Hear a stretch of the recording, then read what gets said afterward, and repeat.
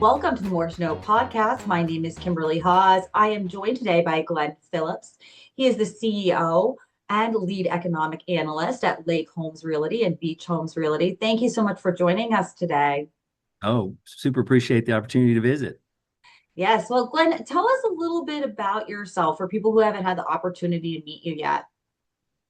I've been an entrepreneur most of my life, all the way down to as a college kid trying to sell worms to fishermen. But most of my career was in engineering, computer engineering, building data systems. And then we were approached in 2012 about what was going to be sort of a portal for lake real estate. And it was a flawed model. We spent 15 months trying to figure out how to make another brokerage. The question I had at the time was, what kind of idiot starts a brokerage? There are too many of them. And so we formed that together and we've gotten some traction. It's pretty exciting. Nobody's done niche on scale. Right. So when you talk about doing niche on scale, you're talking about really attacking a very small market, but doing it very well and doing it up to the highest standards. What are some of the things that your group offers that you think allow you to operate those very high standards? So one of the things we wanted to make the experience of more alignment between the agent and everybody says, oh, we serve the customer. But if a bunch of real estate agents go from one brokerage to another, it really doesn't change the customer's experience. Not really. And so we felt we could change this alignment. So by using and aggregating data from across the country and limiting it to specific types of property, it makes a totally different experience trying to find a lake home if you're looking in multiple states. And one thing that's unique about our website, most websites in real estate start with the premise of where do you want to look? Now, what do you want? And we do that. But there's a different thing in discretionary property, beach, lake, mountain. They know what they want. They may not know where. I've got grandkids that are in Atlanta and Dallas, and we've been in Connecticut, and we want to retire to a lake home, and we don't even know what the lakes are called. So you can say what's within 100 miles, and it'll aggregate everything from all those lakes in one spot. So it's a better experience right from the web part. And then when they are ready to talk to a human, those agents on our website are the local experts. We don't take rookie agents. So these are seasoned experts about the nuance of that niche. And they also serve people who are selling a home. If you're selling a home in some market, the local agents there can advertise it and put it on portals, but they're not necessarily going to get the exposure. We can give that extra listing opportunity for somebody. If I'm selling a home at a lake in Tennessee, most agents would struggle to advertise that to buyers coming from California, but we Right. don't. Right. Because you have that national audience already built into your formula, right? Right. Our website is during COVID, we had 7 to 8 million people using our website. It could have been called get the heck out of cityhomes.com for the lake website. Um, It'll be about 4 million, but they're very specific. Our engagement's very, you're either kind of looking for that type of property or you're not. You're looking for a beach property or you're not. You're looking for a lake home. So they self-select, which means we're not going to have the volume that a Zillow portal would have, but that's okay. That's just as well. In fact, means that once somebody comes through, they're much more serious person for our agents to be able to serve them. They know, okay, this person's maybe been using the website for 3 years. They've been looking that long because they're also not under a time constraint. And so we, trained our agents. They already knew this in their markets. You need to have a hospitality mentality of we're going to be concierge and we're going to help them. And they may not even buy at this lake, but we're going to serve them over a long period of time. Not you called or you buying in 90 days so your kids can get in school. So some of our agents have told me stories of they've helped someone find a lake home and it took them 8 years.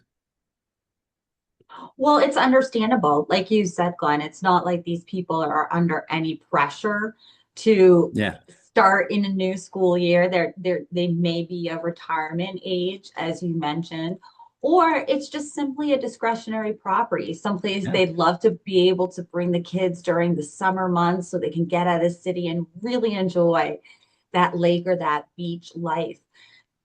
With that being said, though, there are some nuances to lake or beach life that probably only a local realtor can help a person with. Tell us about some of the things that maybe a realtor can look for in a beach or a lake community that the average buyer wouldn't think of? It's not that the average buyer won't think of, an agent who doesn't work in that market may not think about it. And it can vary on even different areas of the same lake. So some things would be, are there permits required to have a dock or pier? Are there any more of them? Somebody could buy a lake home that has no pier, call up and say, hey, I want to get a pier built. And they, do you have a permit? Well, no, where do I get one? Well, they're issued by the Corps of Engineer, but they won't have any for a few years. And suddenly you bought a lake home and you think, but can't I put a pier out there? Seasonal water, which is not always a bad thing, but many of these lakes will go down for part of the season and be lowered and then come back, and others don't. Some are year-round water. Uh, that has to do with things that could be surprising about the traffic on the lake. Which places have a lot of boat traffic? And you say, well, it's nice to see the boats, but if you've got small kids and you want to get out and float on floats near your house, it's very turbulent. And you actually have to buy a lift to get your boat out of the water, or it'll be beaten to death on the pier. So these are things that it also has to do with distances. We have a demographic that many of these folks that buy tend to be 50s and up. People who sell tend to be 60s and up. It's a demographic that is concerned about, in the event something happened, what's the travel time to an emergency room? Because it may be in a rural environment. And in that, travel time can vary greatly based on which side of the lake you're on. Because sometimes you can see across a lake, and by boat, you can be over there in just like that.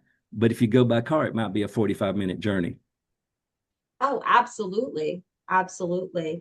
I can think of a number of examples of lakes that I've been on where that would be a key issue.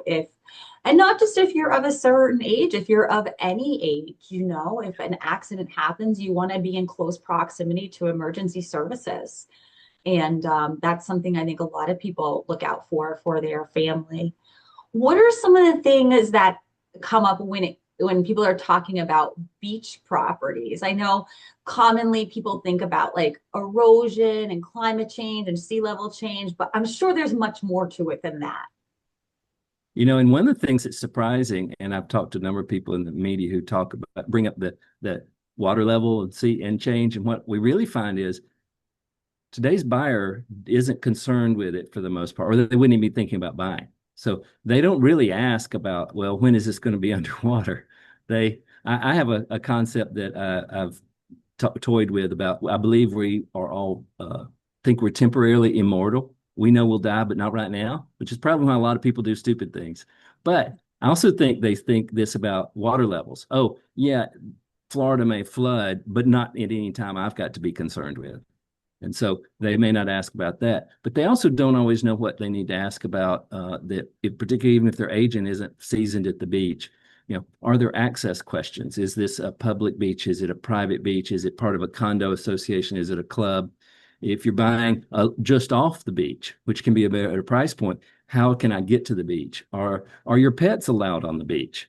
So a lot of beaches don't allow dogs on the beach, and it has to do with pretty much for hygiene type things. But if you've never done it, or you've just gone to one beach and had one experience, it doesn't always translate to the next beach. Mm, absolutely. Absolutely. Well, you also have some pretty exciting news coming out. I know that Mountain Homes Realty was just announced by your group. Yes. I'm hoping you can tell us a little bit about that and what you're looking forward to serving with clients in the mountain regions. So no one defining a lake or beach home is pretty easy because of the shoreline. It's waterfront, water view, water access, water lifestyle. Beach was one though where we saw a lot of demand. A lot of lakes are in areas with terrain because it makes it a lot easier to put in a dam and create a lake. And so we could see a lot of our agents said, we're really selling mountain homes near the lake.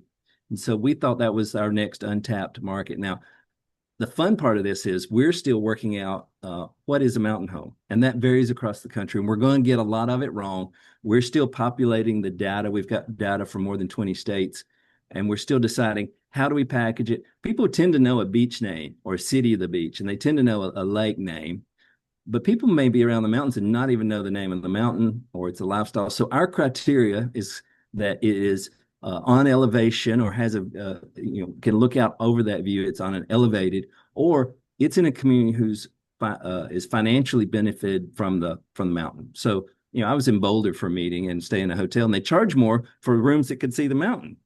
Well, that's mountain influence to us. And I think some people say they if you live in an area that's got some of that lifestyle, you may not even think about it being that way. If you I was in we were in Montana in Whitefish, and it's flat in the valley there. But the Airbnb we stayed at had lockers for mountain bikes and skis. That is a mountain home because it's a mountain lifestyle home. So we're gonna embrace both. It'll be a little less clear as it would be for beach and for the lakes, but we're pretty excited because we can have some overlap, and many of our agents can actually serve both client bases. Now, is there any like price point associated with these properties that, even though you may be located on a lake, they wouldn't be a good fit for you guys? No, our feeling is we can serve of all value, and that it can be even as a real estate brokerage. We've always worked with our agents to not be dismissive of what something costs. Because many times people will be in this life cycle, or they're helping, it's a younger family maybe buying something, and they're getting help from parents. And then the parents suddenly want to be around the grandkids, and they drop in and buy at a very expensive price point not too far away. It can also be that we're in this for the long haul. So somebody who buys one in a few years may get a bigger one, may get a bigger one. So we sell lots all the way up to multi-million-dollar properties. All right, so very open then, from an open piece of land that is completely undeveloped up until, like you said, multi-million dollar homes. Yes. All And right. you think, there may be some people think, well, can the same agent deal with luxury and a lot? A seasoned person who knows their market absolutely can serve, and particularly if they are trained and are thinking about this from a hospitality standpoint, not just a financial services and advisory role. Oh, absolutely. Absolutely. I think that probably these people are a lot better well versed than people might imagine them to Yeah. be.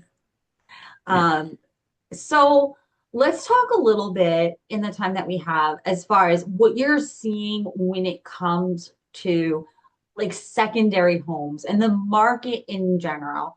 Like you said at the beginning of this conversation, during COVID, everybody wanted to get out of the Yeah. city.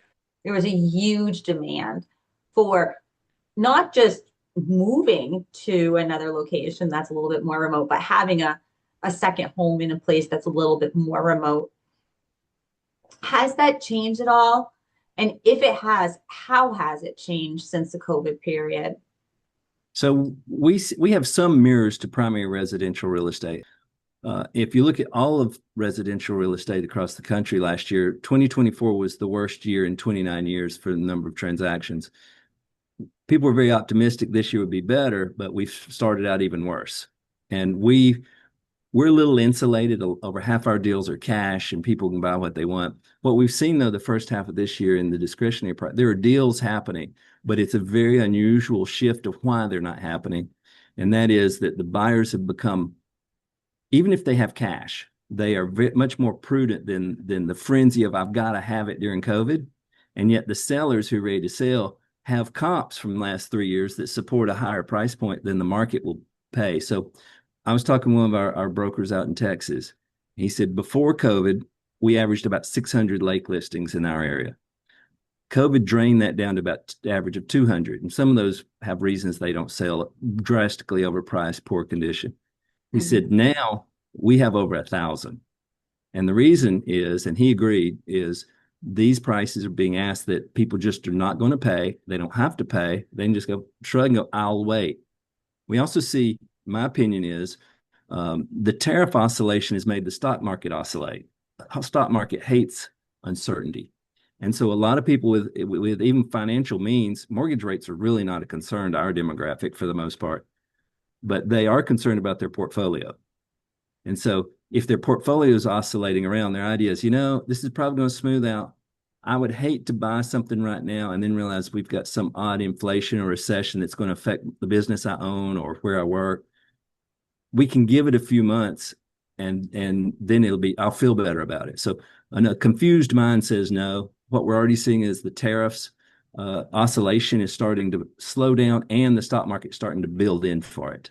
And so the stock market's settling in, and we already in the last 2 months have seen some deal flow start to pick up. It's not going to be a boom. It's not going to be a crash. People can't expect a deal. And in the markets we serve, you're not going to get a lot of foreclosures, even if we had a crash, because you can't foreclose on cash-owned houses, you know. No, absolutely. And I'm hopeful, and I'm sure many of our readers and listeners are hopeful that things will start to even out as we, start to think about wrapping up 2025 and going into 2026. But as you mentioned, it is a little bit of a tough market. What are you advising realtors and other people in the industry to do from your perspective in order to get ahead when it is a little slower? So on the listing side, we're telling our agents, you've got to be very real and not just take a listing and then haggle down later. You're going to devalue that property, and it's agonizing for everybody. Now, not every seller's ready to hear this conversation, but our data has shown that in our demographics, things that are priced right sell in that 30 to 60 day period max. And then after that, in the next 45-day period, they drop. The ones that sell drop about 8%, 5 to 10%. And then they plateau at that price point. So we tell people, if you're overpriced and if you're not seeing people show and ask about your house, or you're not getting offers, you're probably more than 10% overpriced. That's hard news. The question is, when do you want to take that medicine? You can do it now, or you can wait 6 or 9 months. But what is that doing to your life? On the buy side, we just tell what we've said all along. Be ready to move quick, because something that is priced appropriately will have demand and will sell quickly. So don't feel like, oh, it's isolated, I can take my time and think about it. Somebody else will buy it. There is strong demand. Our website's busy, but they're not necessarily buying until it's priced right. And so the price being correct is very much an indicator of what the market's doing. And that is, there's strong demand, but they're not foolish. They're more informed than any time in human history. And you're not going to fake them out, Mr. Seller. Well, it sounds like you have a lot of information to offer people. What's the website people should go to if they're interested in finding out more? Sure. Lakehomes.com, which also, if you dig around, we have a quarterly lake market report that's free that talks about the markets all over the country. Beach-homes.com. And our newest is mountainhomesrealty.com.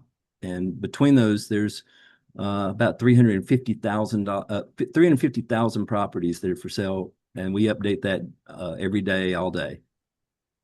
Great. Well, thank you so much for your time today, Glenn. We really appreciate it. Thank you.